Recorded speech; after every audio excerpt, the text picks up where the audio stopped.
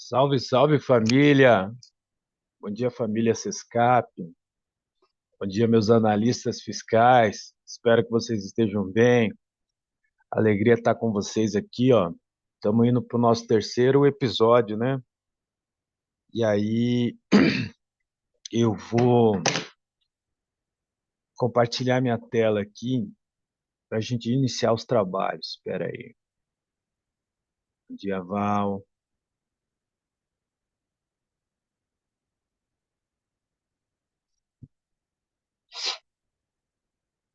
Então, se você... Deixa eu só colocar em modo exibição, apresentação.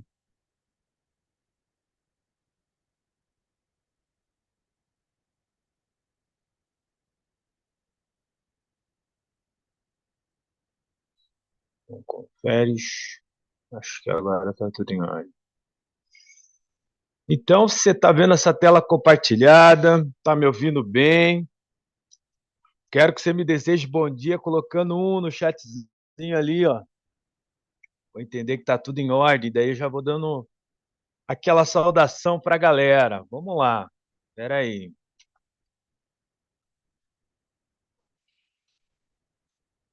Vamos lá. Eu falei com a Val, que está na parte técnica comigo aí. Bom dia, Val. Bom dia, Rafaela. Alô, Leonardo. Bom dia, William. Alô, Luísa. Wesley. Bom dia, meu amigo Arames. Bom dia, Adriano. Alô, Lucas. Alô, Márcia. Alô, Sabrina. Alô, Ingrid. Alô, Rangel. Bom dia, Alexandre. Ellington. Bom dia, Guilherme. Bom dia, Thaís. Alô, Karina. Bom dia, Ed. Bom dia, Mário César. Bom dia, Edna. Bom dia, Juarez. Bom, salve, salve. Maravilha. Bora lá, cara. Deixa eu ver aqui. Chegou mais dois aqui. Bom dia, minha amiga Maiara. Bom dia, Leise. Alô, Júlio. Salve, salve. Muito bem, a gente na última aula, a gente quer falar alguma coisa, Rangel? Tá com a mão levantada lá, quer falar alguma coisa, Rangel? Veja, coloca aí no chatzinho aí o que você quer mandar, beleza? Bom dia, Louise. Bom dia. Bora, bora. Então, no nosso último encontro ali, nós estávamos falando de ICMS, corrigindo algumas coisas do ICMS, tal, tal, tal. E a gente tinha corrigido o primeiro caso do exercício ali, né? Então, a gente vai continuar a correção. Bom dia, Rudiero. Não, tranquilo, Rangel. Pode ficar tranquilo. Bora lá, então vamos começar a corrigir aqui, né? Em que casos é aplicado? E aí, assim, né? Você tem livre acesso a fazer perguntas, buscar seus esclarecimentos enquanto eu estiver corrigindo aí. Você vai colocando no chatzinho, a gente vai se comportando que nem a gente fez nas últimas vezes. A cada tópico, e dependendo da situação, eu vou tentando resolver as coisas ali. Muito bem, em que casos é aplicado o diferencial de alíquota do ICMS? Bom, no primeiro momento a gente precisa entender o seguinte, né? Existe o diferencial de alíquota, que é muito comum e muito popular a gente chamar de DIFAL, e, e a antecipação do ICMS, que também é uma diferença de alíquota. Então, vamos lá. Diferencial de alíquota eu pago nas operações interestaduais, né? Quando eu compro de outro estado. E essa mercadoria, o contribuinte estaria destinando para material, uso e consumo e ativo imobilizado, né? Então, os dois primeiros seriam esses. Aí eu tenho uma antecipação, que também é uma diferença de alíquota, quando o produto é decorrente de importação e ele vem com alíquota de 4% e a operação é interestadual. Então, eu faço uma antecipação, que aqui no estado do Paraná a gente respeita o decreto 442 de 2015. Ok. E eu também pago o diferencial de alíquota quando eu vendo para o não contribuinte e consumidor final na operação interestadual. quando não haverá operação subsequente, né? Então, são esses 4 aí. A grosso modo, a gente costuma dizer que o semestre, geralmente, ele é tributado nas saídas, né? Mas há de se entender que o semestre também é tributado nas entradas. E o caso do diferencial da alíquota é bem isso, né? Eu tributo nas entradas. O dia, Alisson.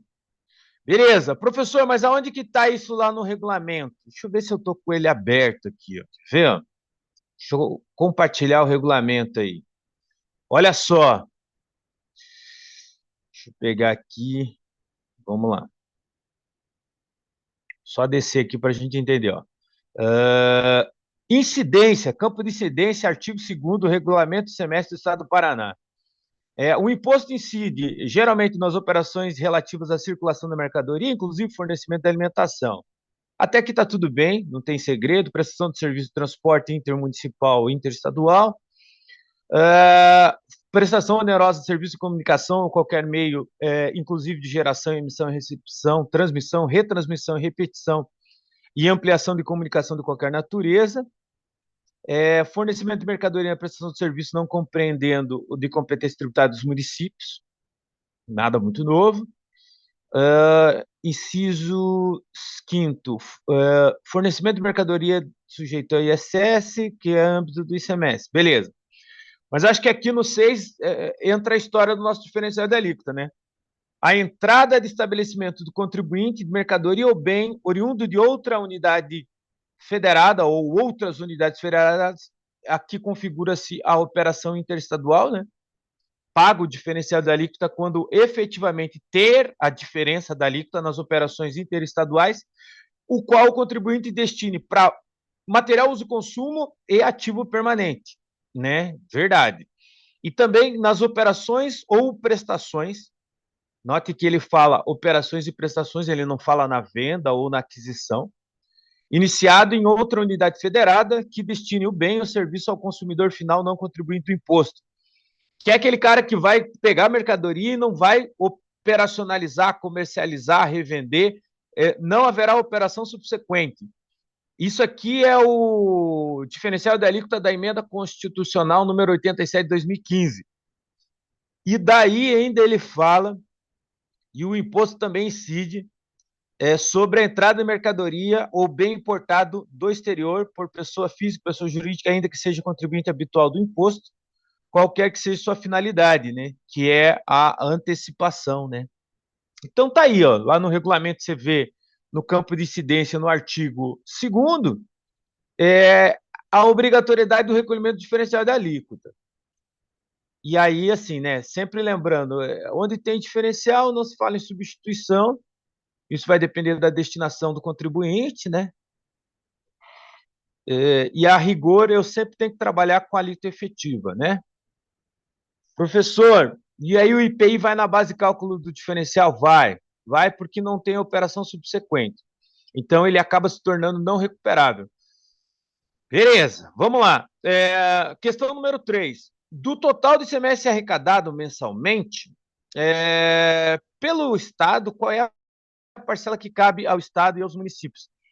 Bom, ele tem ali uma divisão que é 75% para o Estado do Paraná, para suas atribuições de segurança, educação, serviço social, saúde, toda a questão de gestão pública estadual. E os 25%, ele é rateado entre os municípios. E aí, esses 25%, ele é proporcional à quota parte do movimento econômico de cada município, né? Então, assim, quanto maior for a arrecadação daquele município, maior ele vai receber. Então, a sua quota parte. Então, confira lá, ó. Questão número 2. Material de consumo e ativo imobilizado na aquisição interestadual. Produto decorrente de importação com alíquota de 4%, que a gente chama de antecipação.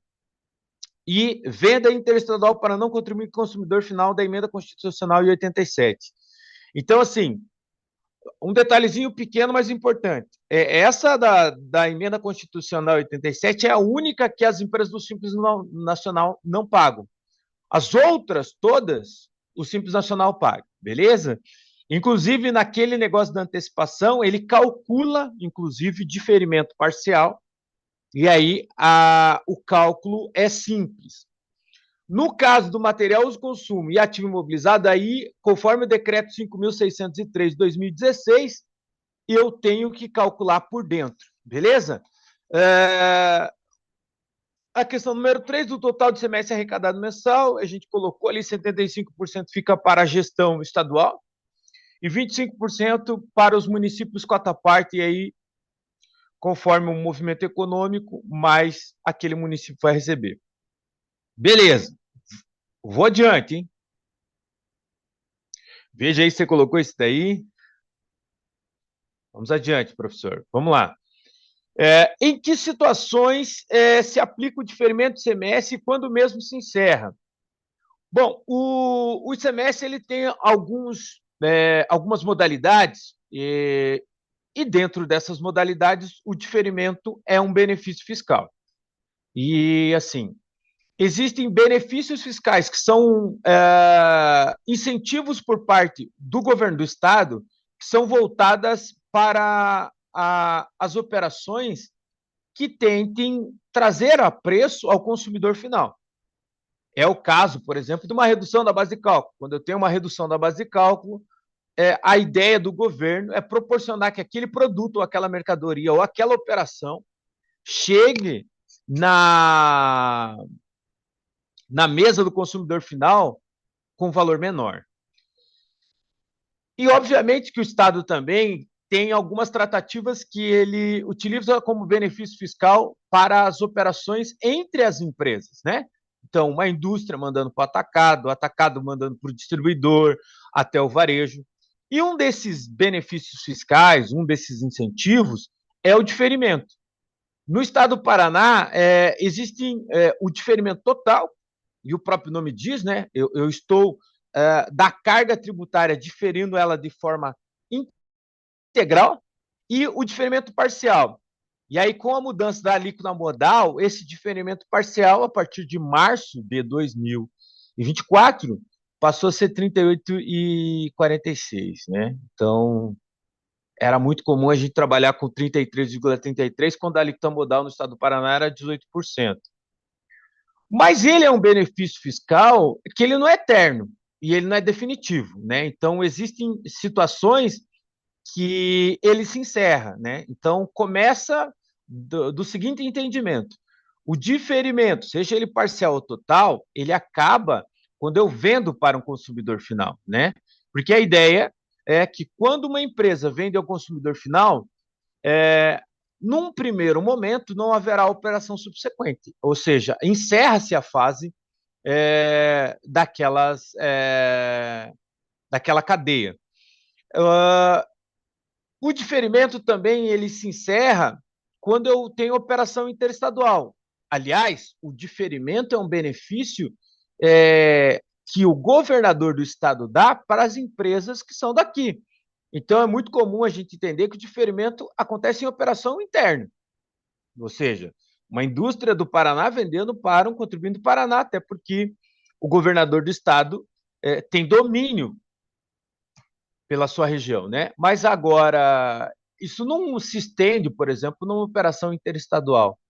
E aí, por tabela, a gente acaba entendendo que não há uma extensão também quando eu tenho uma operação que vai para fora do país, né? E aí, ainda há de se discutir que, se uma indústria vende para uma empresa do Simples Nacional, o diferimento parcial também deixa de existir, porque uma empresa do Simples Nacional já não aproveita crédito, né? Que a operação do Simples Nacional não aproveita crédito. Tem a questão da isenção até 360 no estado do Paraná, e o entendimento é que, quando vai para a empresa do Simples Nacional, não tenha. Então, seria isso, né? Obrigatoriamente, você pode pegar lá o regulamento, ele coloca uma série de coisas, mas ele fala ali, né? Saída para consumidor final, porque não vai ter operação subsequente, saída para outro estado ou exterior, diferimento parcial na questão de empresa do Simples Nacional. O regulamento ele ainda coloca ali a saída para estabelecimento produtor agropecuário, pela questão do crédito presumido. No ICMS a possibilidade do crédito presumido para o produtor rural, ali, produtor agropecuário, saída de estabelecimento industrializador de produtos resultantes de industrialização cuja entrada tenha ocorrida na égide do diferimento. Isso aqui é a remessa para industrialização, né, por encomenda. A gente vai falar hoje ainda sobre isso daí. Então, ele acontece com operações internas, é uma postergação de semestre para um momento futuro, geralmente entre indústria e transferência de filiais. É isso aí. Maiores detalhes você consegue achar, inclusive, no artigo número 28. Beleza? Beleza.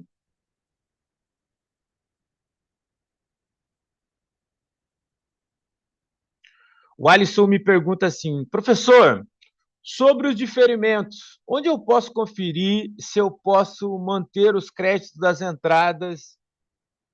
Bom, no próprio artigo 28, né? Você vai e também lá no regulamento de ICMS na questão da apuração do ICMS e manutenção do crédito, né? Então você consegue ver nesses artigos aí se você pode manter ou não, beleza? A rigor, sim, né? A questão é integral ou proporcional? Isso vai depender da operação, né? Mas a rigor você teria, num primeiro momento, o crédito integral. Depois tem que dar uma olhada. Fechou, Alisson? Beleza. Procura lá no artigo Regulamento de Semestre Decreto 7.871 de 2017. Primeiro, no artigo 28, para você entender bem o diferimento e as situações, daí ele vai dizer o anexo dos produtos NCM que tem diferimento e vai lá na apuração e manutenção do crédito. Beleza? Muito bem, vamos lá. Continua, professor. Bom, esse outro exercício aqui ó, é um exercício que quem trabalha na área fiscal demanda ter familiaridade, né? Então, a gente costuma dizer assim que o cara não precisa decorar isso aqui, né? Mas é importante ele saber e ter essa vivência com o Código de Situação Tributária. E aí eu vou ter o Código de Situação Tributária do ICMS, e esse é o mais complexo de todos, por isso que no ICMS ele é o único que aparece na nota fiscal. E esse exercício, basicamente, ele fala sobre isso, né? E aí, não se esqueça que no XML você vai ter o Código de Situação Tributária do IPI e também vai ter o Código de Situação Tributária do PIS e do COFINS, né? Então, alicerçado com a NCM, você vai ver, junto com o CFOP, NCM, Código de Situação Tributária, existe uma triangulação por parte da inteligência artificial estadual, federal e municipal para cruzamento dessas informações, né? E elas acabam realmente refletindo muito sobre o que está acontecendo naquela operação. Professor, mas e aonde que está? Eu não estou muito familiarizado. Então, se você pegar a apostila aqui, ó, quer ver? Ó? Deixa eu compartilhar a apostila aqui, peraí.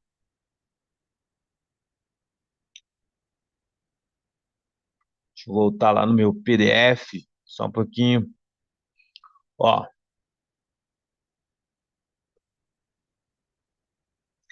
se eu pegar a apostila, aquela grandona, e lá na página 113, deixa eu pegar ela aqui.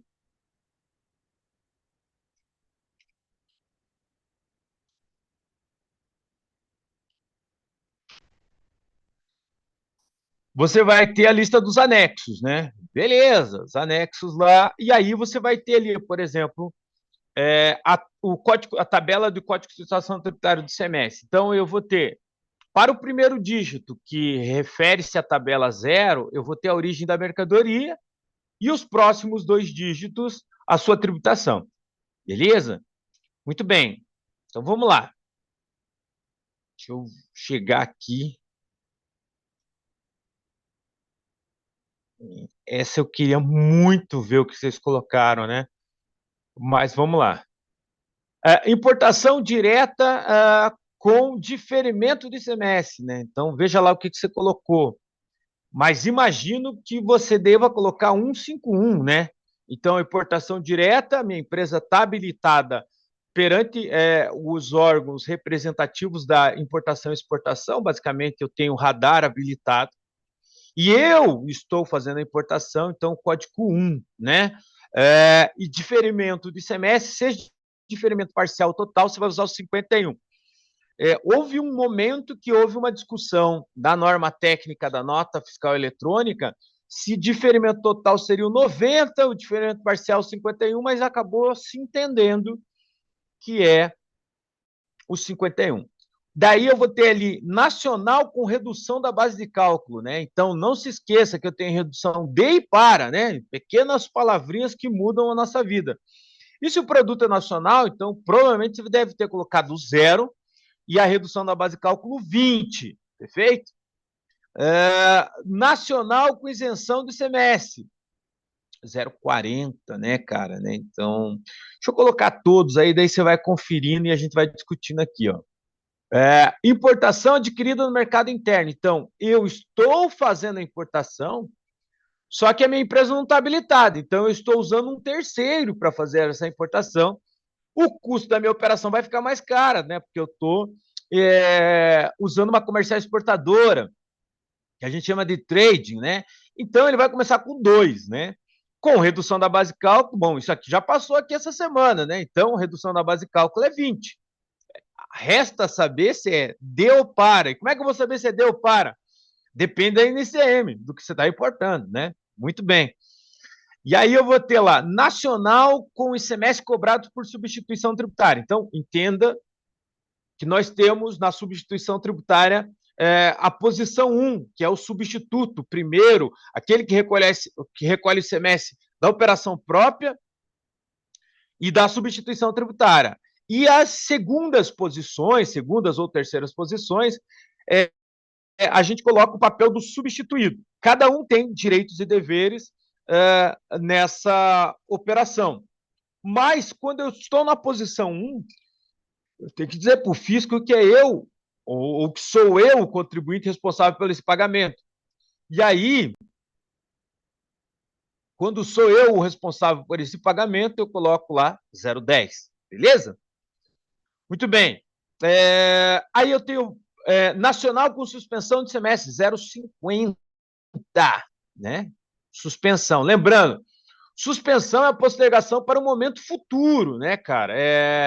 Não é que nunca vai ser destacado. A suspensão é nesse momento eu não vou pagar, né? Então, o Estado do Paraná já faz esse controle de benefícios fiscais que a gente chama de CBNF, né? Então, quando eu estou utilizando a suspensão, sempre lembrando, né? A suspensão ela tem prazo, né? Você pegar lá o regulamento do semestre, tem suspensão que é de 60 dias, tem suspensão que é de 90, tem outros que é de 45, tem suspensões, por exemplo, que é de 180 dias. Você pega ali ó, uma remessa para conserto, 180 dias.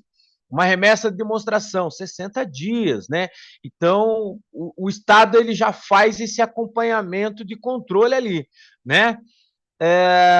E aí a importação direta tributada integralmente, acho que não tem segredo, né? Eu começo com 1, né? 100, importação direta tributada integralmente. E aí eu vou ter ali, a rigor, né? Transferência de mercadoria nacional para filial em Porto Alegre, no Rio Grande do Sul. Há sim uma discussão ali, né? Se tem que destacar ou não. A rigor, a gente coloca que tem que destacar, mas isso depende também do protocolo ou convênio entre o Estado do Paraná e o Rio Grande do Sul. Então, no primeiro momento, os dois estados vão exigir o destaque, né? Mas aí tem que ver o que a gente tem no protocolo ou convênio. Sempre lembrando, o protocolo os chefes de estados mandam os seus representantes, ou até mesmo o próprio governador vai lá, discute no CONFAS as operações que estão sendo realizadas com mais frequência entre aqueles estados. E aí se justifica aquele encontro dizendo, olha, nós estamos vendendo bastante caneta do Paraná para o Rio Grande do Sul. Então, o resultado dessa discussão, não sejamos inocentes, resulta em planejamento econômico entre esses estados, né? E, obviamente, isso gera riqueza entre os estados, né? E tem a carga tributária dentro dessa ótica que precisa ser avaliada. Então, esse acordo ele pode ser unilateral, ou seja, só vale quando o Paraná manda para o Rio Grande do Sul, ou ele pode ser bilateral, né? Vale quando o Paraná manda do Rio Grande do Sul, ou o Rio Grande do Sul manda para cá. E aí, nesse protocolo, você vai conseguir fixar algumas MCMs, MVAs, é o caso de cobrança de substituição tributária também, né? Então, caneta, então, vai ser substituição tributária aqui, tanto no Paraná quanto no Rio Grande do Sul. E quando tiver essa operação interestadual, vai ser exigido. Então, quando eu quero saber se o produto está na incidência, qual é a hipótese, qual é a MVA, se o produto está condicionado a alguma pauta, eu vou no protocolo. E aí, qual é a diferença entre o convênio, professor? O convênio, ele tem status um pouco majoritariamente com a pauta do CONFAS. Só que no convênio, a grande diferença no convênio é que no convênio você vai encontrar benefícios fiscais. Então, por exemplo, eu quero saber se tem crédito presumido, quero saber se tem isenção, quero saber se tem redução na base de cálculo dessa substituição, ou não tem. Aí você vai no convênio, né? Então, depende do convênio ali que pode ser, né? Então, a gente sabe que o entendimento do Estado é da seguinte forma, não só do Estado do Paraná, mas também com outros estados. Cada um tem a sua inscrição estadual. E a sua inscrição estadual lhe posiciona a ter uma vida independente. Ou seja, então, se eu tenho matriz e filial, para o Estado, pouco interessa. Se ela não tem nenhum regime o qual a filial manda-se mercadoria, manda estoque para a matriz ou vice-versa, tendo essa composição de modo geral, cada um tem a sua inscrição, ou seja, cada um vai ter que recolher seu ICMS à parte. Então, o fato de eu ter uma inscrição lá numa filial em Porto Alegre não significa que eu não vá pagar imposto, né? Então, num primeiro momento é tributado, por isso que foi colocado ali 000. E aí eu tenho exportação de mercadoria importada da Argentina. O que confunde aqui é que eu tenho exportação e no segundo momento tenho a importação, né? Então, é 141, sim, né? Não é tributado e estou mandando para a Argentina, da Argentina para a Itália, né? Importação. E aí eu tenho o 060, que é a venda de mercadoria nacional na condição de substituído tributário. Então, ali o exercício ali, quase na metade do exercício, tem ali uma situação que é nacional com o ICMS cobrado substituição tributária, que eu estou no papel de primeiro da cadeia. E aqui já acontece ao contrário, né? Eu estou na posição de receber a mercadoria com o ICMS já pago, né? Então, eu sou substituído. Estou dizendo para o Estado, não sou eu que tenho que pagar o ICMS-ST, quem tem que pagar é quem me vendeu lá, entendeu? Depois a gente vai ver que tem um lance assim, né? O substituto, ele acaba pagando o ICMS-ST, mas como ele cobra na nota, ele paga com o dinheiro dos outros, né? Então, ele pagou a substituição, mas cobrou na nota, então ele está pagando com o dinheiro dos outros. E é isso, né? Mas aí, que vantagem Maria leva? A vantagem é que quando você compra um produto de substituição, se você vender dentro do Estado, você não vai pagar substituição tributária. Mas eu comprei aqui do Paraná, o produto substituído, agora eu vou vender para o Rio de Janeiro. Vai reiniciar a cadeia. Aí vai ter que pagar de novo? Vai, dependendo da situação, vai ter que pagar de novo. E aí eu vou pedir ressarcimento do que eu paguei aqui no Paraná. É isso aí. É bem isso mesmo. Muito bem, vamos lá. Então, dá um conferes aí. Deixa eu ver se tem mais aqui. Tem, né? Aí ele pergunta assim, quais são as modalidades do ICMS, né? Vale lembrar que ele não fala de quais são os benefícios do ICMS, né? Ele fala das modalidades. Então, na prática, a primeira modalidade tributada integralmente, aí eu vou ter isento, não incidente, imunidade, redução da base de cálculo, que pode ser de ou para, diferimento parcial ou total, substituição tributária, suspensão e isenção. Eu acho que é isso. eu ver se está aqui tudo. Vamos lá. As modalidades tributárias do ICMS. Tributário integralmente, não incidente, ou seja, nem entra na hipótese do fato gerador do ICMS. Imunidade e a proteção da Constituição Federal, suspensão, postergação para um momento futuro, isenção, um embasamento legal de proteção estadual, redução da base de cálculo de ou para, diferimento total ou parcial, né? Sempre lembrando que redução da base de cálculo, o preço fica mais barato para o consumidor final. Então, benefício fiscal que o Estado concede aos contribuintes finais. Diferimento total ou parcial é um benefício fiscal interno que o governador dá para as empresas, mas ele tem fase de encerramento ali, que nem a gente viu. E substituição tributária é uma das modalidades mais amadas pelo fisco. Por quê?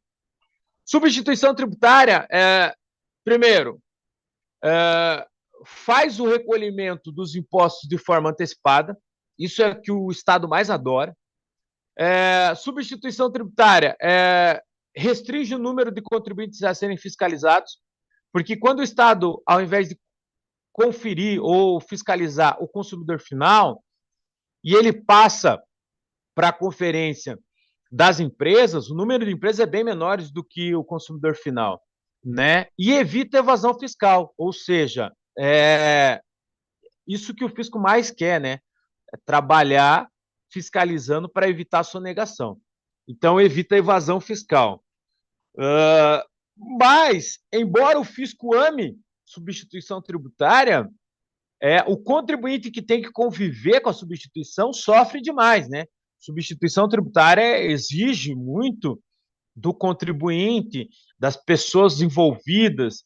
E quando a gente fala de exigência, a gente está falando de custo, né? Tem que ter pessoas preparadas, treinar essas pessoas para emissão de nota fiscal, para conferência, para alimentação do sistema, além do que ainda tem consultorias e demais, né? Que como a gente vive num manicômio tributário, aí exige bastante. Muito bem, deixa eu ver aqui. Bom, as modalidades seriam essas, deixa eu ver o que tem aqui. O Júlio me pergunta assim: professor, bom dia. Bom dia, Júlio. Uma dúvida sobre o diferimento. Quando a empresa é um restaurante, ela tem um benefício fiscal que é a alíquota de 3,20 por ser atividade de alimentação. Ok. Queria saber se essa situação pode ter algum crédito às entradas. Entendo que só o fato de você já ter esse 3,20 já é o benefício fiscal. É bem provável que não. Claro que a gente tem que dar uma estudada no caso, mas é bem provável que não tenha o crédito não, viu, Júlio? Porque seriam dois benefícios numa mesma operação. Acho difícil o Estado conceder isso. Ele reduzir a alíquota e ainda ter a manutenção do crédito. E aí, assim, depende da empresa também, né? Vamos supor que essa empresa seja do Simples Nacional. Não tem a questão do crédito das entradas. Vamos supor que essa empresa seja do ICMS normal. Entendo que essa redução já é um benefício. E aí o crédito, eu acredito que não vai ser 100%, mas claro, tem que dar uma estudada no caso. Beleza, coloca ele para mim se você entendeu o que eu quis passar para você. Vamos lá. O Luiz Sá me pergunta assim: como funciona quando uma empresa do Simples compra para revenda um produto no Paraná que teria ICMS-ST, mas tem um protocolo a 33 de 19,20. Espera aí, vou ver aqui. Vamos lá. Como funciona quando uma empresa do Simples compra para revenda o produto que no Paraná teria ICMS-ST, mas tem protocolo a 33 de 19 do Decreto de Santa Catarina. Exemplo, uma compra de cosméticos 3304. Então, Luiz, assim, vamos supor que você esteja comprando lá de Santa Catarina. Santa Catarina, esse produto, sei lá, não tem substituição. Mas aqui no Paraná ele tem substituição, o Estado do Paraná vai exigir que pague a substituição tributária. e entendo que é o correto. Se aqui no Paraná é substituição, mas eu comprei lá de Santa Catarina e não veio, porque lá não tem. Tudo bem, lá não tem. Mas o fato é que quando você compra de lá, você assume o ônus. Se aqui tem substituição, você tem que pagar. Beleza? Ah, mas não tem o que discutir. O Estado do Paraná vai exigir e ele está certo. Beleza? Coloca ali para mim, Luiz, se você entendeu. Tem que pagar. Infelizmente tem que pagar, mas tem que pagar. Não tem outro jeito. Fechou. Deixa eu ver se tem mais aqui alguma coisa. Acho que não. Vamos para o IPI. Beleza. Deixa eu compartilhar mais uma outra apresentação. E aí vamos começar a falar do IPI aqui.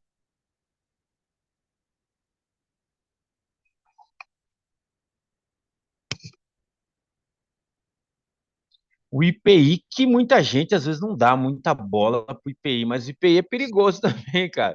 Ele é bem perigosinho, né, cara, né?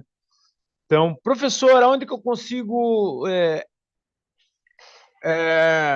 encontrar na apostila esse assunto que a gente vai discutir aí?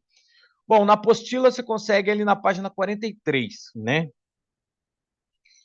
Universo tributário do IPI, né? Bom, o IPI é um imposto federal. Ele originalmente ele nasce na Revolução Industrial, né? Então começa a se mapear a questão do consumo e da produção de forma em grande escala, né? Porque antes a produção era meio que de forma artesanal, as famílias faziam todo o conceito fabril, e essa escala era uma escala menor, né? Era muito comum, a família inteira era de sapateiro, então todo mundo fazia o sapato, sabia fazer a parte do sapato. Com o advento das máquinas, né, com a implementação de máquinas na produção, não necessariamente eu precisava saber fazer o sapato inteiro, né, mas eu produzia em grande escala várias etapas, né, então fazia a sola, o cadarço e a confecção do couro para ter uma produção maior. Foi nesse momento que eles começaram a perceber que realmente o processo fabril, o processo de fabricação, ele demanda muito esforço, né? E é por isso que o governo começou a verificar que a produção também dava muito retorno e recurso, né? Dispendiava recurso. E aí começou a se pensar num tributo sobre a fabricação. E aí, durante muito tempo, o IPI foi chamado de Imposto sobre Consumo. Depois, ao longo do tempo, ele passou para produtos industrializados. É um imposto federal, ou seja, é de autarquia da Receita Federal, e ali ele está com alguns embasamentos. Então, se você olhar lá na Constituição Federal de 1988, nós vamos ter o artigo 153, que fala, né, da possibilidade da cobrança do IPI, né? Originalmente eu tenho a lei 4.502 de 64 e o novo regulamento, esse novo regulamento que deu muita dor de cabeça, né, cara? Porque esse novo regulamento, ele sai ali em meio a muito tumulto, né? Então, era uma época que o governo queria utilizar a oportunidade de ter que atualizar a tabela. Então, para quem não sabe, a tabela TIP ela é atualizada de 5 em 5 anos, né? A nossa tabela do imposto de produtos industrializados. E ela não é atualizada só porque a gente quer, ela é atualizada porque o sistema harmonizado, que vem da sigla norte-americana Harmonized System, que é o SH, que predomina a padronização e designação das codificações dos produtos, ele é atualizado de 5 em 5 anos, né? Então, o homem, por ser um ser pensante, ele sempre está criando coisas novas, né? Então, tecnologias novas, produtos novos. Há por parte, inclusive, do governo federal e estadual, incentivos, né? Para o desenvolvimento de inovação e tecnologia. E isso tem dado frutos, né? E até porque, por que é necessário ter essa atualização? É necessário ter essa atualização porque de 5 em 5 anos tem produtos que a gente deixa de usar, né? Então tem produtos que acabam se tornando obsoletos e a gente nem usa mais, né? Então por isso que tem que ter essa atualização. Então, em meio a essa demanda, peraí, deixa eu voltar lá. Deixa eu colocar aqui modo apresentação. Deixa eu voltar aqui. E aí, tá mudando agora ou não? Só coloque um ali para dizer que tá mudando. Beleza. Tá, deixa eu só ver aqui, que eu acabei entrando no chat e aí eu vi algumas coisas ali. Pera aí. Vamos lá.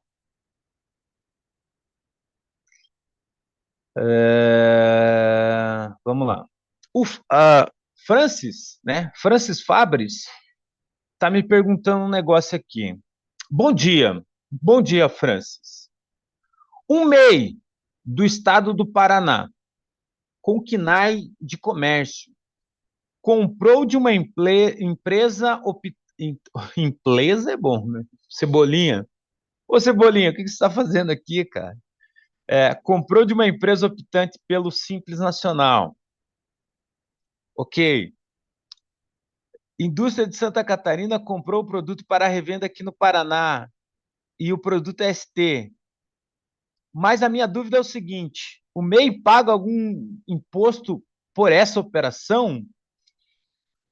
Olha, a rigor, o MEI também ele é um contribuinte com inscrição estadual, então ele entra na mesma pegada, né? Ele não tem benefício na entrada porque ele é MEI. O benefício do MEI é nas saídas, né? Então, o MEI é uma variação do Simples Nacional ali. Então, se a tua dúvida é teria que pagar, teria que pagar. Beleza?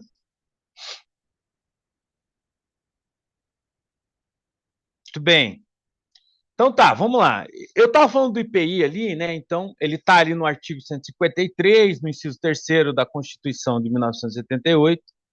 Originalmente, nós temos a Lei 4.502/64, e aí eu estava explicando que de 5 em 5 anos tem uma atualização do regulamento, né?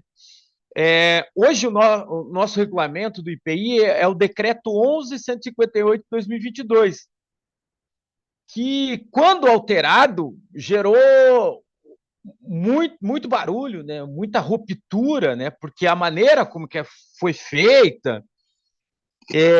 Então, o governo tentou utilizar a lacuna, a janela de oportunidade, que era a atualização da tabela TIP, para tentar também dar uma segurada na inflação, e ele faz algumas reduções da alíquota de IPI.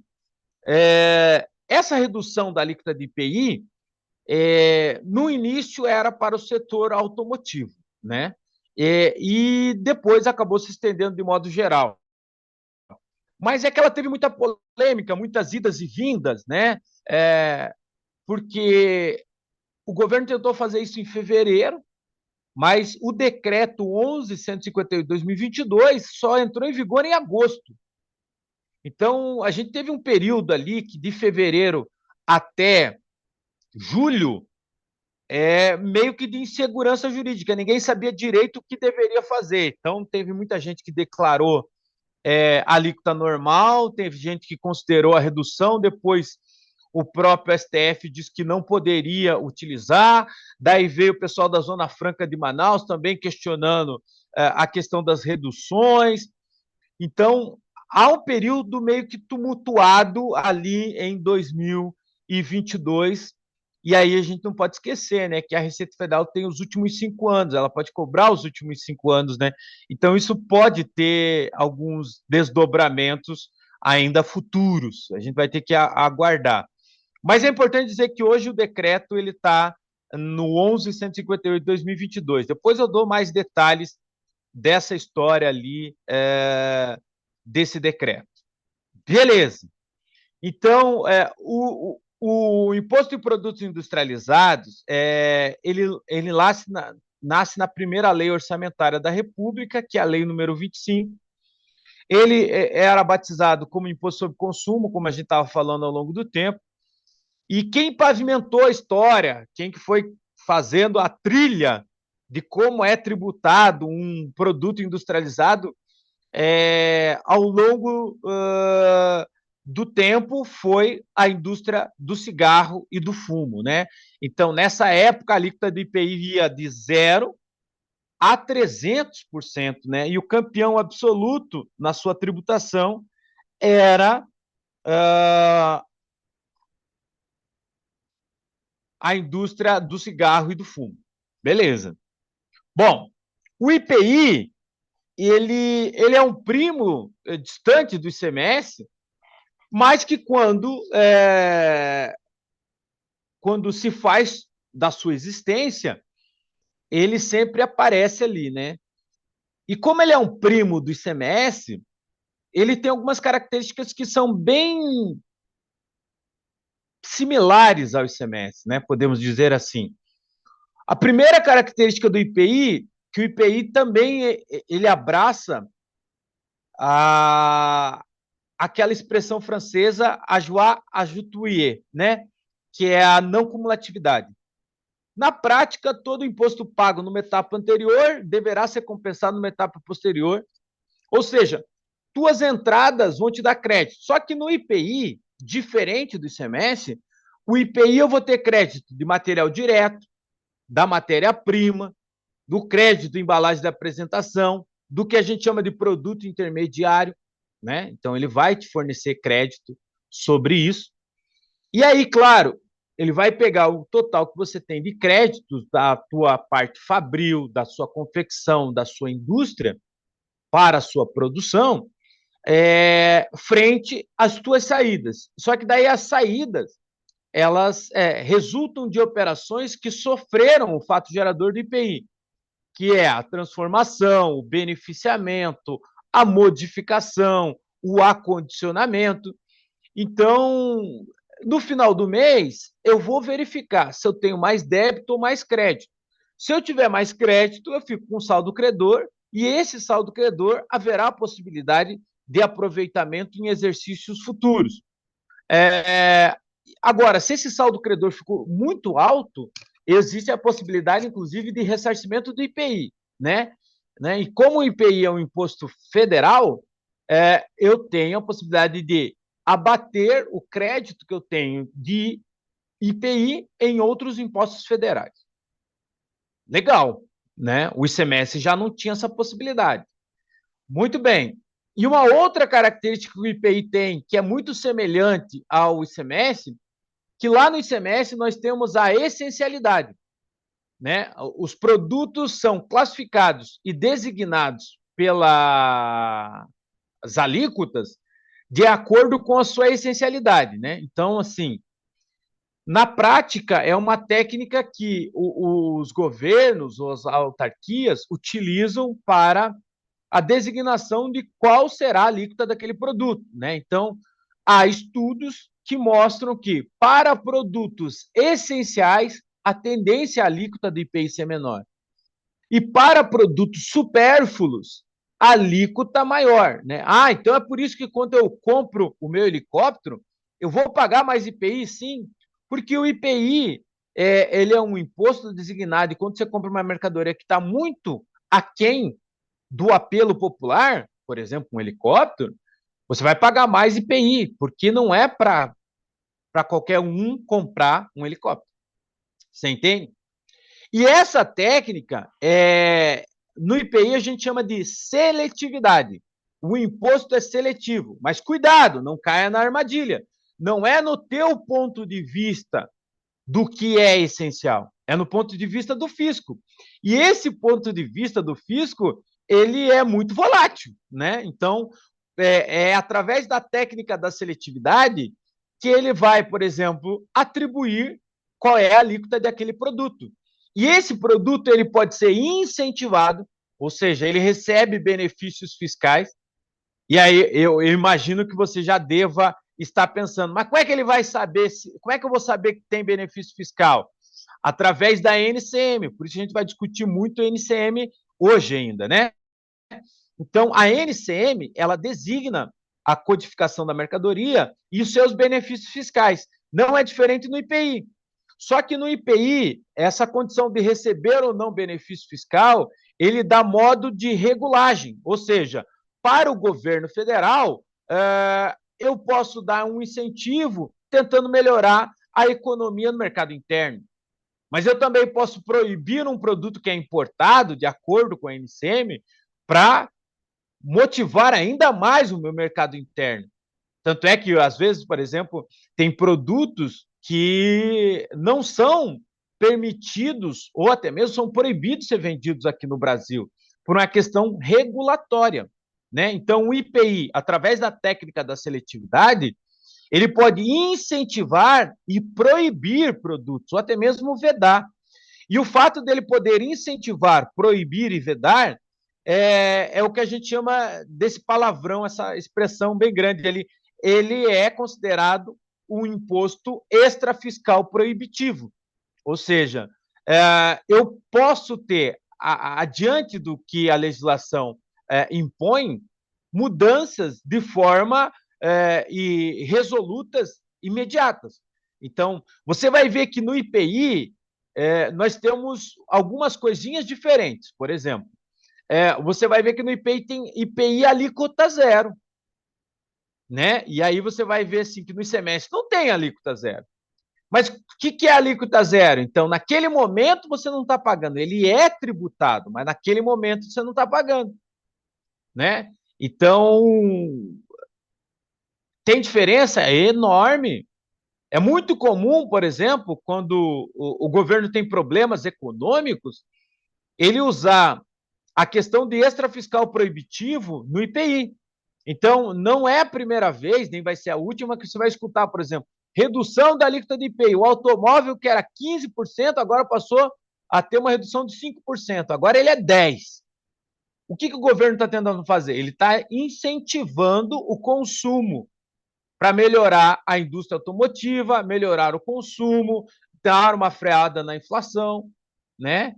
Fazer a economia girar, né? Então, só que é o que a gente chama de política de cobertor curto, né? Quando ele faz a redução da alíquota de IPI, o IPI ele é destinado para várias diretrizes do governo federal. E uma dessas diretrizes é a educação, né? Então, assim, não é 100% do IPI que vai para a educação, mas parte dele vai. Isso significa que quando o governo reduz a alíquota de IPI, ele está tirando dinheiro da educação, né? Então a gente precisa. Só que aí ele tem que avaliar o que a gente está fazendo. Mas pensando dessa forma, a gente começa a ter uma visão um pouco mais crítica, né? Quando a gente sabe para onde que vai, você começa a prestar mais atenção sobre essas destinações, né? E o IPI ele tem muito disso, né? A técnica da seletividade proporciona a ele a ser regulatório e arrecadatório com a extrafiscabilidade proibitiva. É muito comum, através de NCM, por exemplo, a carne do Brasil não é mais aceita, a carne viária do Brasil não é mais aceita lá no continente ocidental, né? Então, opa, o que aconteceu? Pode ser que esteja uma gripe aviária. E aí eles proíbem através da NCM. Como eles podem dar incentivo e liberar pela NCM. Então, como a gente fala, né? A NCM, durante muito tempo, era a galinha morta. Ninguém dava muita bola para a NCM. Mas hoje a gente consegue ver que a NCM manda na nossa vida. Né? Ela manda na nossa vida mesmo.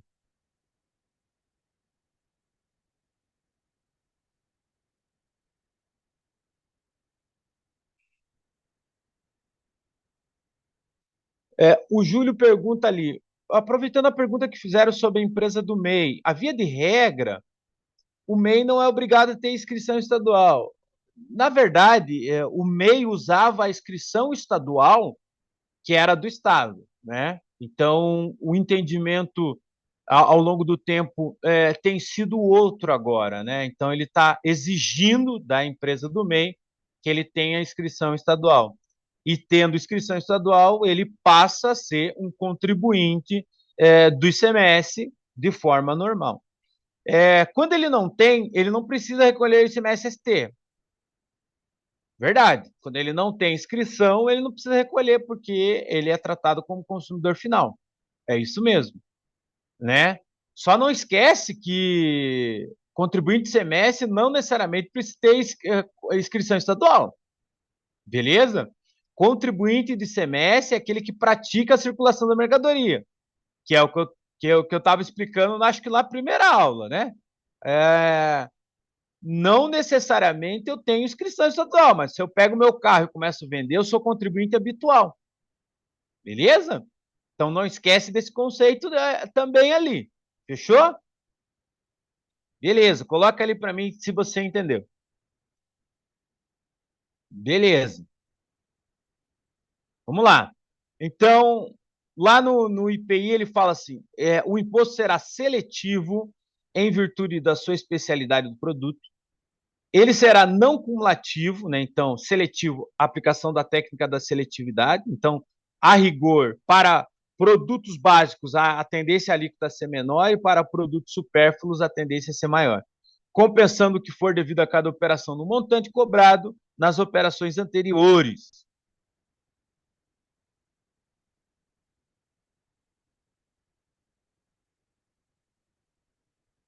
O que foi? Deixa eu ver que o Márcio perguntou um negócio aí.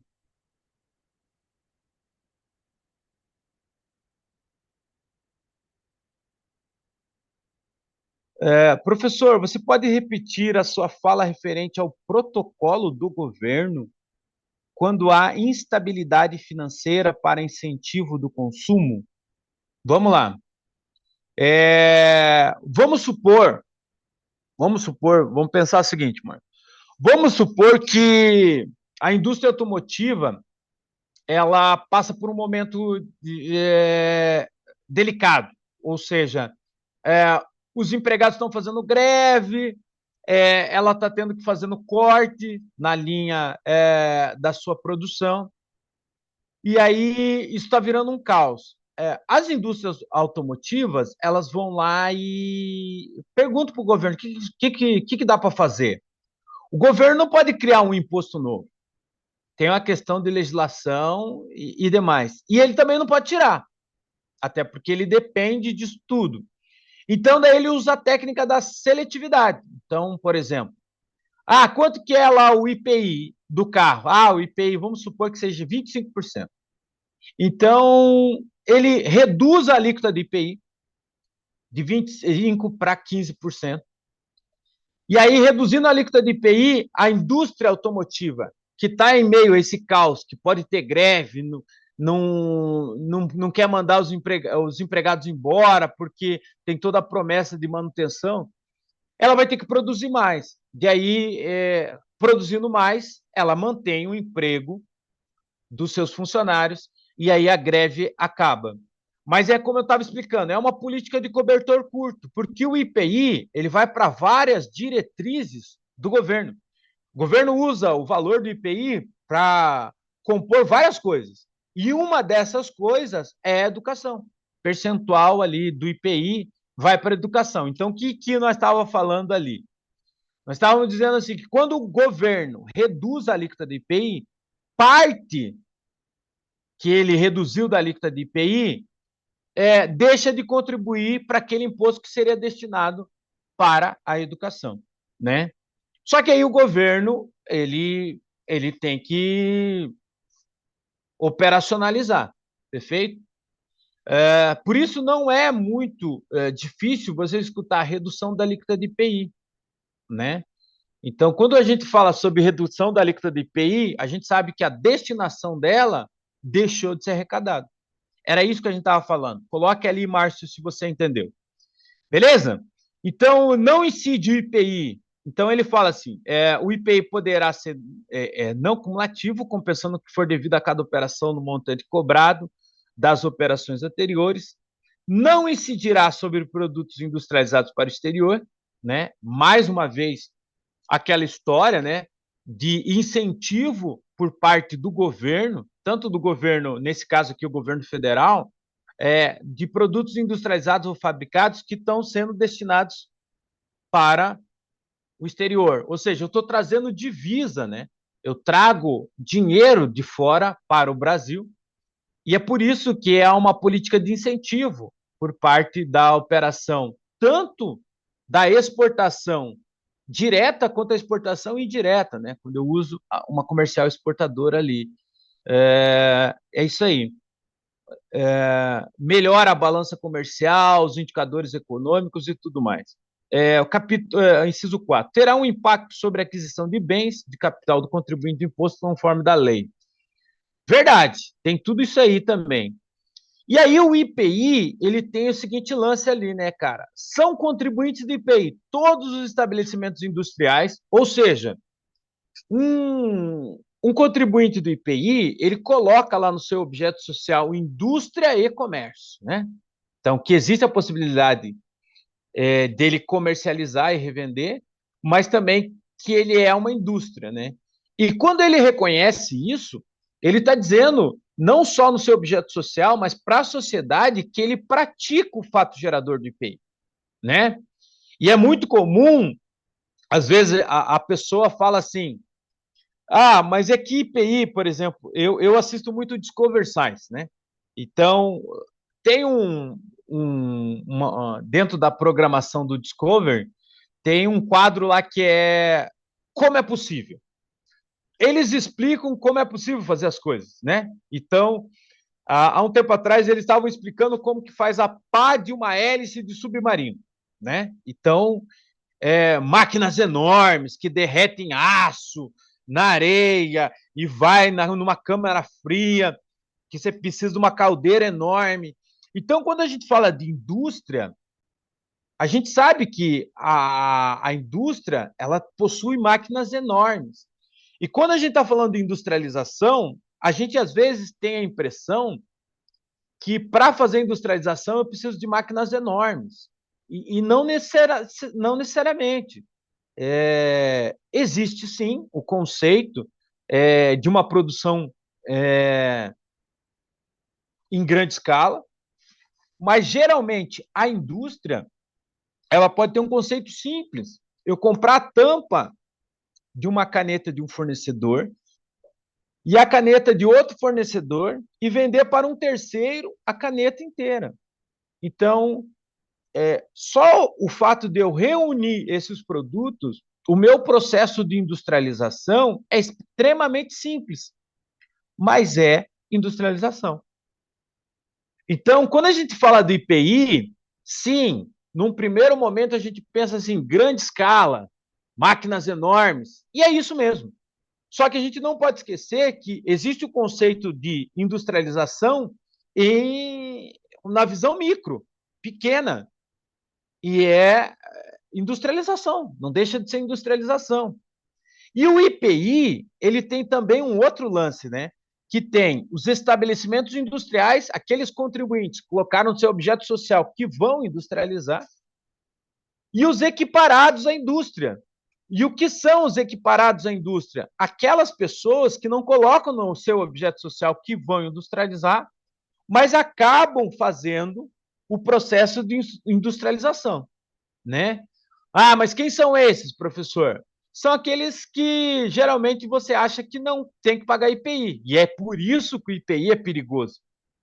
Porque às vezes o cara acha que ele não tem que pagar IPI, né? E aí ele nunca pagou IPI, né? Então, ele sempre fala assim no regulamento, né? E entende-se como estabelecimento industrial aquele que executa transformação, beneficiamento, montagem, acondicionamento e renovação, ou até mesmo recondicionamento. Então, o que o regulamento do IPI está falando é assim, não necessariamente isso está relacionado somente ao que está no teu objeto social, mas se você pratica de forma direta ou indiretamente essas operações, você é contribuinte do IPI. Não entendi, professor, vou te explicar. Por exemplo, se eu perguntar para você, uh, o que faz uma indústria, o que faz uma vidraçaria? Você vai falar assim, bom, uma vidraçaria até ontem vendia vidros. Verdade. Mas se eu perguntar para você, uma vidraçaria é indústria? Você vai ficar pensando assim, será? Algumas pessoas vão dizer assim, não, é um comércio de vidros. E algumas outras pessoas vão dizer sim. E por que essas pessoas responderam sim? Porque não é numa vidraçaria que eu encomendo um box, e o box é só o vidro? Não, não é só o vidro. Tem uma armação, tem parafuso, há todo um processo de industrialização ali. Não é numa vidraçaria que eu encomendo um espelho, e o espelho é só o vidro? Não, é o vidro, tem a moldura, então tem todo um processo de industrialização. O que eu quero dizer para você? É que muitas vezes você vai pegar lá o objeto social daquela vidraçaria, comércio de vidros. Só que ela pratica um fato gerador de industrialização. Ela é equiparada à indústria. E caramba, tem muita coisa que é equiparada à indústria, né? Que se for ver, se eu perguntar para vocês, panificadora é indústria? Você vai falar assim, panificadora? É. E eu vou dizer para você, sim, dependendo da situação, ela é indústria, né? E uma outra coisa que é importante deixar claro, que o fato de ser contribuinte do IPI ou praticar o fator praticar a operação ou fato gerador do IPI não necessariamente indica que você vai ter que pagar IPI. O IPI, ele inclusive tem uma lista lá no regulamento 11.158 de 2022 de operações que são industrializações, mas que não vão pagar IPI, né? Então, nesse primeiro momento, a gente está discutindo aqui a questão de ser equiparado ou não. Por exemplo, nós estávamos falando da panificadora.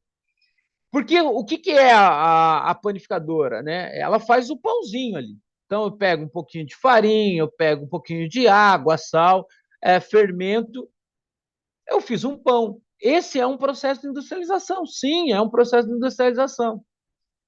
Mas você vai ver que para produtos alimentares, quando a destinação é consumo final, principalmente pão, sorvete, essas coisas, há um processo de industrialização, só que não paga CPI. Ah, entendi. Mas você há de convir comigo que uma panificadora, ela não vende pão só para consumo final, que é o Lúcio, que vai ali comprar o pãozinho na padaria. Não.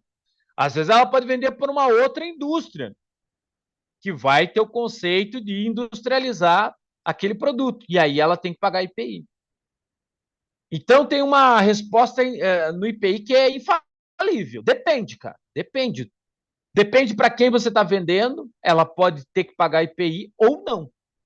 Ah, entendi. Tem isso mesmo, professor? Tem. Inclusive, são obrigados ao pagamento do IPI como contribuinte o importador, então só o fato de eu trazer a mercadoria de fora, eu coloquei a logo da minha empresa, só coloquei a embalagem, vai ter que pagar IPI. Então, você importou, você está trazendo matéria-prima, tem que pagar IPI na nacionalização da mercadoria. Então, o importador tem que pagar IPI. Industrial, em relação ao fato gerador decorrente do produto que industrializar no seu estabelecimento.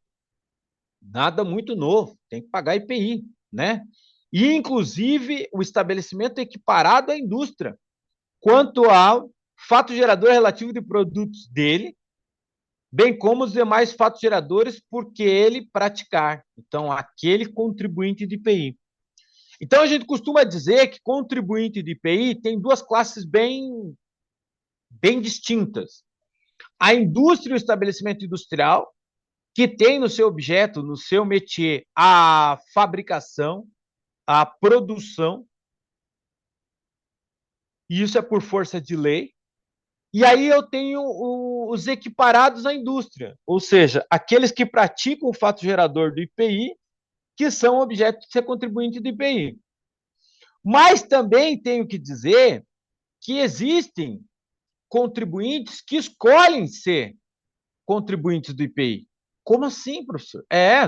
Você pega um atacadista E aí um atacadista vende em grande escala, né? É um varejo em grande escala. E aí um atacadista, ele compra de importador, ele compra de indústria e de fabricante. E quando a indústria, o fabricante vende para ele, o IPI é destacado. E aí, para ele, o IPI vira um custo, porque ele vai ter que repassar no preço de venda quando ele for distribuir em grande escala. Então, para ele vai começar a fazer continha. Mas espera aí, toda vez que tem esse valor de IPI aqui, eu tenho que repassar, e esse IPI está sendo absorvido dentro da nossa cadeia como custo, seria melhor a gente ser contribuinte do IPI, porque daí a gente faz o repasse. Eu compro com IPI, ele não vai virar custo porque eu vou fazer a minha cadeia de apuração e aí eu consigo repassar para o terceiro, né? Então, esse contribuinte vai lá e pede para a Receita Federal. Receita Federal, eu quero ser muito contribuinte de IPI. Só atenção nesse pedido, que o contribuinte, uma vez solicitou ser contribuinte do IPI, é tipo pague para entrar e reste para sair. Não é tipo assim, esse mês eu quero ser contribuinte de IPI, mês que vem eu não quero ser contribuinte. Não. Você pediu uma vez até o final da vida da empresa, depois de concedida, ele vai ser contribuinte de IPI, né? Então isso acontece com atacadista, cooperativa, às vezes em alguns momentos é importante, porque o que é uma cooperativa, né? Eu tenho lá o produtor rural, que sozinho não tem força, vendendo sozinho, muitas vezes ele não tem mercado. Agora, quando ele vai, leva um pouquinho de feijão, um outro produtor rural leva um pouquinho de arroz, outro produtor leva soja. A cooperativa, ela pode reunir esses produtos. E o fato de reunir esses produtos, ela, perante o regulamento do IPI, ela está sendo contribuinte do IPI, que essa reunião de produtos, basicamente, é um processo de industrialização. Ah, mas não é ela que produz, eu sei. Eu só estou dizendo que o regulamento entende que ela é contribuinte de IPI, perfeito? E ela pode pedir ser contribuinte de IPI. Os distribuidores também, professor? Pode, dependendo da situação, eles podem solicitar. É o que a gente chama de contribuinte por opção. Eles vão lá e pedem para a Receita Federal que querem ser contribuintes do IPI. Tem isso, professor? Tem isso mesmo. Então, os estabelecimentos importadores, por força de lei, são obrigados a pagar o IPI na importação. O estabelecimento industrial que der saída de matéria-prima, produto intermediário, e atenção, né? Lá no ICMS, o produto intermediário ele é considerado como material de consumo. No IPI, o produto intermediário é outra coisa. Eu vou ter material de embalagem, seja ele o material, ou a matéria-prima, ou produto intermediário, adquirido por terceiros, com destino a outro estabelecimento. Que o IPI, ele também tem o lance do estoque ali, né? Eu tenho estoque que está na minha casa, que é meu, e eu tenho estoque que está na casa de terceiros, mas que é meu, e tem estoque que está na minha casa, só que não é meu, só está em minha posse.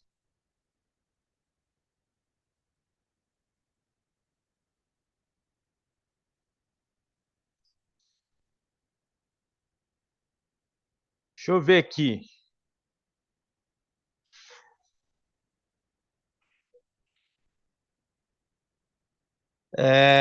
O Luiz Sá está me perguntando assim: uma operação onde a empresa compra rolo de mangueira com 1.000 metros e vende esse produto por metro, é considerado industrialização?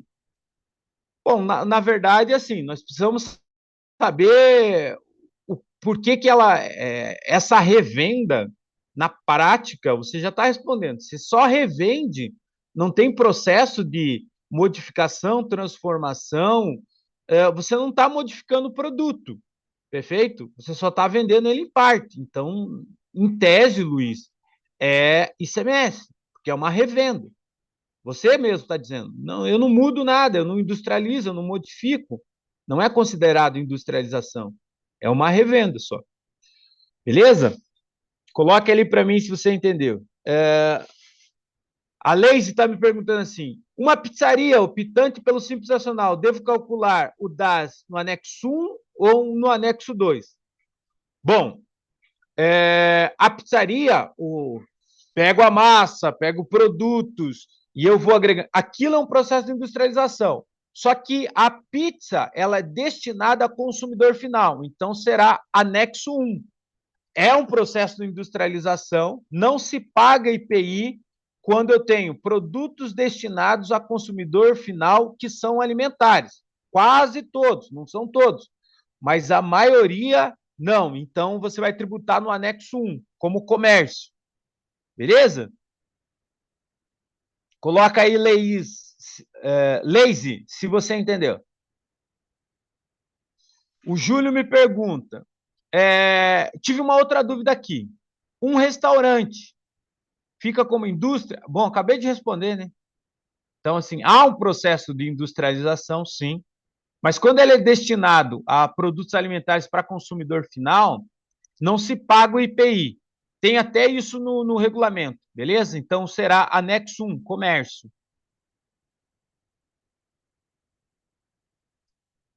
Mas aí, Luiz, aí mudou, né, cara? Aí você mudou a história. Você estava falando para mim que você revendia parte, você tinha lá o rolo de mangueira e só revendia. Agora você está falando que na revenda você coloca uma embalagem. E aí é processo de industrialização, porque você modificou o produto.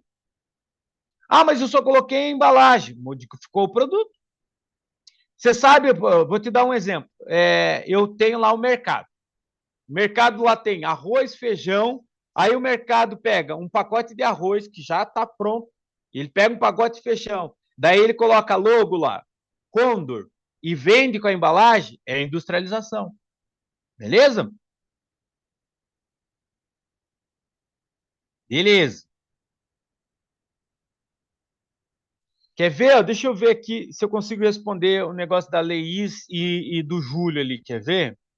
Deixa eu pegar aqui na apostila. Deixa eu pegar aqui. Pera aí, deixa eu ver. Deixa eu voltar lá no IPI, que estava na 43. Deixa eu ver.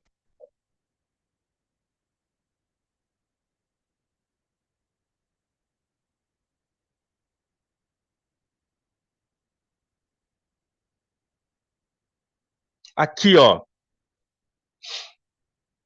Dá uma olhada aqui, Júlio e Leise. Não se considera industrialização sob efeito de ter que pagar o IPI. Ou seja, o regulamento entende que aquilo é um processo de industrialização, mas leva em conta a sua destinação, deixa eu até aumentar, leva em conta a sua destinação e aí não se paga o IPI. Né? Então ele fala aqui, ó, não se considera industrialização para efeito de pagamento de IPI o preparo de produtos alimentares não acondicionado em embalagem de apresentação em restaurantes, que é o caso que acho que o Júlio estava perguntando, bares, sorveterias, confeitarias, padarias, quitandas e semelhantes. Então, o regulamento entende que quando você vai no restaurante, você pega um pouquinho de arroz, um pouquinho de feijão, salada, carne, então aquilo é um processo de industrialização. Mas qual é a destinação daquele prato ali? Vender um prato industrializado? Não. É para consumo final. Então, quando o preparo de produtos alimentares não acondicionado em embalagem, aí tem um lance aqui, né? Que tem um lance das marmitas e tal, né? E ele fala não acondicionado em embalagem, que é o caso de você estar lá no restaurante fazendo o teu prato, você está no bar, na sorveteria, eu pedi lá, veio um sanduíche com carne, ainda mais batata frita e demais. Confeitaria, né? O que é uma confeitaria? O cara faz um bolo, né? Faz um bolo lá, né? Então, aquilo é um processo de industrialização. Só que qual é a destinação do bolo? O produto é destinado à venda ao consumidor final, né? Então, padaria, quitando, sorvete é a mesma coisa, né? Você pega lá a casquinha, daí você pega uma bola, daí você pega confete, então você está industrializando, né? De certa forma, é uma industrialização. Eu não sei se você já, por exemplo, tiver a oportunidade, eu acho que não tem mais, que antigamente você tinha que preencher aquelas pesquisas do IBGE, E a padaria, a confeitaria é serviço de industrialização. Todo mundo achava que era comércio, mas é serviço de industrialização. Então, veja só, ele coloca lá, o preparo de produtos alimentares não acondicionado em embalagens e apresentação em restaurantes, bares, sorveterias, confeitarias, padaria, quitanda, e os produtos que destinem à venda ao consumidor final não vão pagar IPI. Outra coisa que tem aqui que acho que é interessante, né? O preparo de refrigerantes à base de extrato concentrado por meio de máquinas automáticas ou não, seja em restaurantes, bares e estabelecimentos similares, para venda direta ao consumidor. Isso aqui é aquelas maquininhas automáticas quando você vai, por exemplo, nessas redes de fast food. Por exemplo, você vai lá no McDonald's, daí o cara aperta lá e sai lá o refrigerante. Você acha que tem 1 litro de refrigerante naquela máquina? Não tem. Eles fazem um extrato concentrado com oxigênio ali, nitrogênio, para fazer o refrigerante. Perfeito? É feito na hora, tanto é que o gosto até é diferente. Então, aquilo é um processo de industrialização, professor? Só que não se paga IPI. Por quê? Porque o refrigerante é para consumidor final. Beleza? Então, ele coloca ali, ó, confecção ou preparo de produtos de artesanato, né? Então, você pede para a senhora que você quer que ela faça uma toalha de mesa ou ela faça uma cortina. Então, você vai mandar tecido e ela vai bordar. Então, aquilo é um processo de industrialização, só que não paga IPI porque a destinação é um preparo de produto artesanato. A confecção de vestuário, né? Então, isso aqui é muito comum, as menininhas almejam, né? No dia do casamento ser um dia especial. Então, ela quer mandar fazer o vestido de noiva, porque ela é uma situação única, né? Então, é muito especial para a mulher esse dia. Então, ela faz uma confecção do vestuário ali para ela, né? Agora, eu tenho uma indústria que faz vestido de noiva. Aí é outra história. Nós estamos falando de uma confecção de vestuário por encomenda direta. Né? Então, a pessoa física vai lá e encomenda direto. Eu quero que você faça vestido de noivo para mim, é só eu que vou usar. É diferente de eu fazer em grande escala, com uma produção para comercialização e distribuição em grande escala. Ele fala assim, né? O preparo de produto por encomenda direta ao consumidor e usuário na residência do preparador ou na oficina, desde que preponderante o trabalho seja profissional. Manipulação de farmácia, né? Então, venda direta de consumidor e medicamento. Então, eu vou lá no médico, o médico fala, você tem que tomar um remédio, então eu vou lá nessas farmácias homeopáticas, eles fazem a fórmula na hora, de acordo com a receita médica. Então, não se paga IPI desde que eu apresentei a receita médica. A moagem de café realizada por comerciante varejista de atividade acessória, mesma coisa, né, cara? Né? Então, tem gente que gosta... as pessoas que admiram a história do café dizem que a melhor torra é a torra feita na hora, né? Então, tem gente que gosta de ir nessas empresas e pedem para que eles moam os grãos na hora do café. Então, aquilo é um processo de industrialização. Só que a destinação é o cafezinho consumidor final, né? Então, não vai pagar IPI. Operação efetuada no estabelecimento industrial consistente de reunião de produtos, partes ou peças, né? É muito comum isso na construção civil. Montagem de óculos mediante receita, mesma coisa, né? Então, tem a lente e a armação. É um processo de industrialização ali, né? Acondicionamento de produtos classificados no 16 a 22 da tabela TIP, adquiridos de embalagem confeccionada da forma de cesta de Natal e semelhantes. Conserto e restauração de produtos usados, também não é considerado para pagar IPI. Reparo de produtos com defeito de fabricação, mediante a substituição de peças, né? Então, estragou o ar-condicionado, eu mandei trocar, daí o cara substitui uma peça. Ele, de certa forma, estaria industrializando, né? Que ele está modificando o produto. Só que é quando para substituição de peça e demais, desde que não mude a graduação, né? Por exemplo, ele tinha um motor tal, agora vai colocar um outro motor, né? Aí começa a se discutir. Mistura de tintas em si, concentrado em pigmentos, né? Então, imagine a quantidade de tintas que eu vou ter, né? Porque o número de cores é meio que infinito, né? Então, toda vez eu mudo a pigmentação, então, caramba.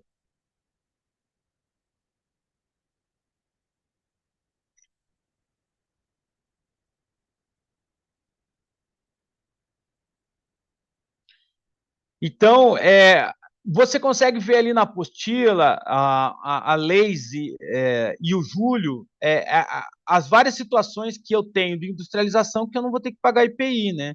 E aí ele coloca lá, não se considera industrialização para pagamento de IPI. Beleza?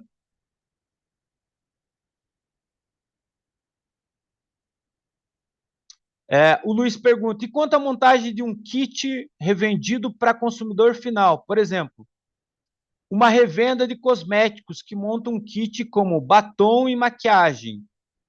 Bom, se ela coloca a embalagem, isso vai ser considerado como industrialização, beleza? Aí o IPI vai na base de cálculo de semestre, mas aí vai ser considerado industrialização. É,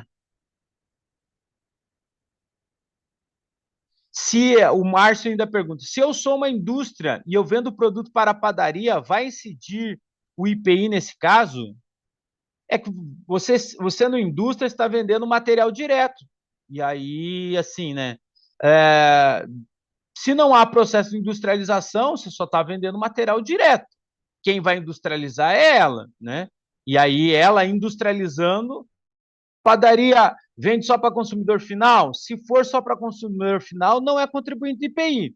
Agora, pode ser que a padaria revenda para uma outra padaria ou para um outro comércio, daí vai incidir o IPI. Isso depende do que ela vai fazer. É... A Ingrid me pergunta, professor, uma empresa do Simples Nacional que revende produtos industrializados, eu preciso cobrar IPI? Não.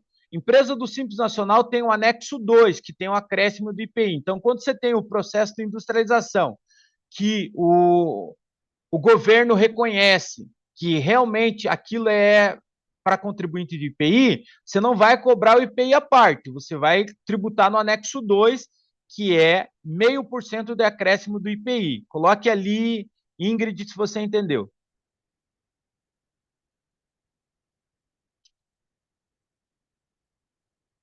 Beleza? E acho que só o Márcio ali.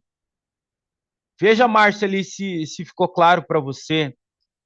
Se eu sou indústria e eu vendo um produto para a padaria, bom, você é indústria, está vendendo material direto, então você tem que pagar IPI. O que essa padaria vai fazer? Essa padaria vai vender para consumidor final. Aí, tudo que ela compra de material direto será comercializado como revenda, beleza? É um processo de industrialização, mas não vai pagar IPI porque a padaria destina-se ao consumidor final. Mas pode acontecer dessa padaria vender para uma outra padaria. Aí vai incidir o IPI.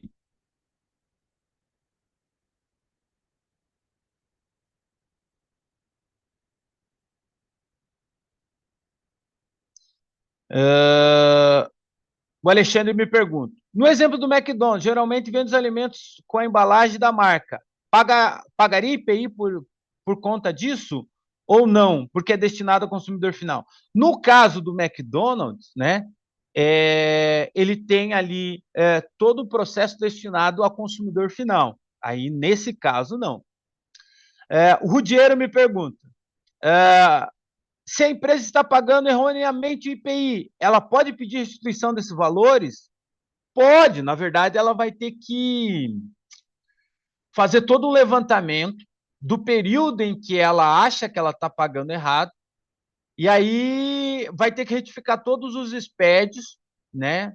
Justificando por que, que ela não estaria pagando IPI, e todo esse valor que ela pagou a mais, que foi declarado ali, por exemplo, em DCTF, em SPED fiscal, ela vai poder pedir ressarcimento, que é a possibilidade de aproveitar todos os créditos que ela tem para quitar outras coisas de impostos federais, que é o que a gente chama de compensação, ou ela pode pedir restituição, né? Então, pedir o dinheiro de volta. Só que primeiro tem que olhar ali se realmente ela tem essa questão de estar pagando errado mesmo. E aí, se ela verificar que ela tem essa possibilidade que está pagando errado, ela pode pedir sempre os últimos 5 anos. Beleza? Mas dá para pedir sim. Tem que avaliar, mas dá para pedir.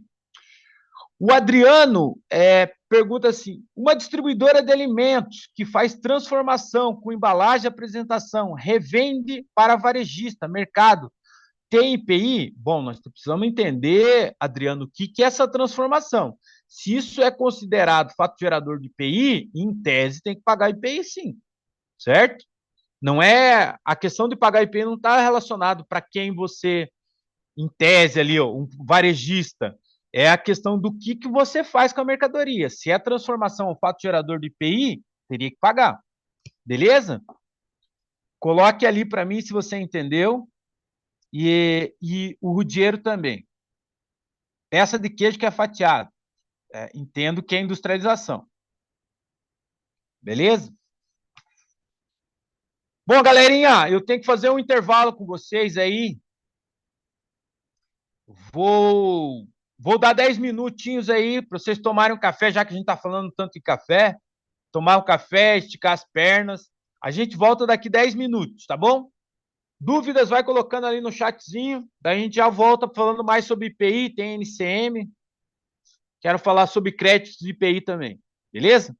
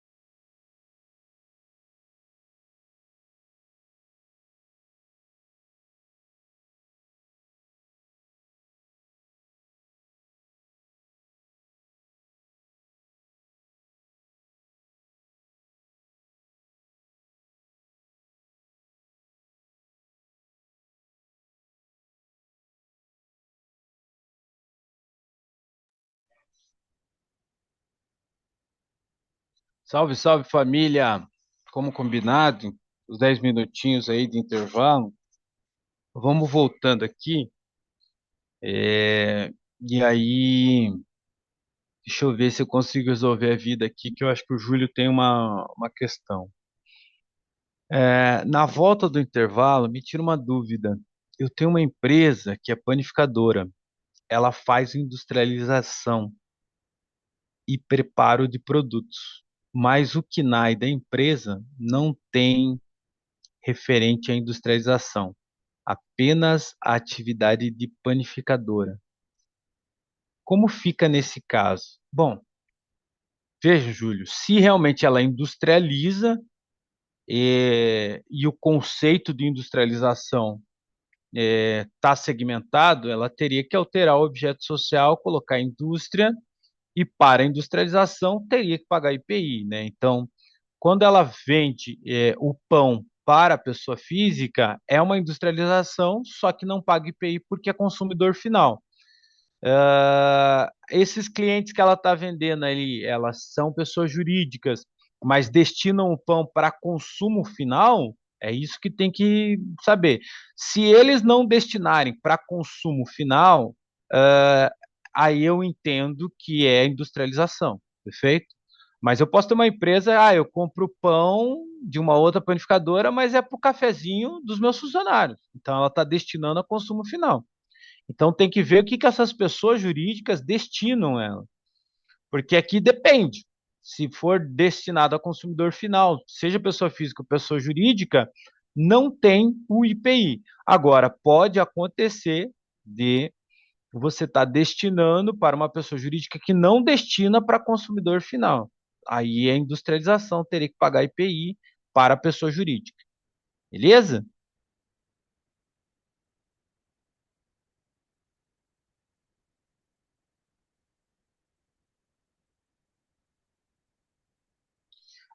A questão ali é que o processo de industrialização na panificação